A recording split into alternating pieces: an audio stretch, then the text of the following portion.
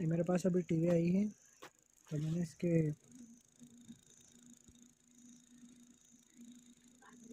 Problem को देखा है। तो इसका सप्लाई ओके है, वोल्टेज प्रॉपर आ रहा है, पर ये आवाज़ इस तरह से कर रही, सुन सकते हैं। अब इसको रिप्लेस करेंगे, इसके वोल्टेज प्रॉपर मिल रहे तो भी दिक्कत आ रही है इसमें।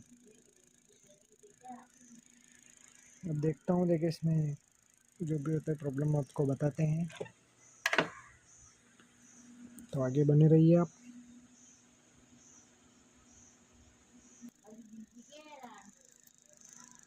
ये देखिए, मैंने इसकी एचडी खोल के चेक करना पड़ेगा अब क्या से क्या ख़राब है। ये एचडी इसकी रिप्लेस करके देखते हैं, क्योंकि एचडी से आवाज़ आ रही है, सप्लाई ओके है।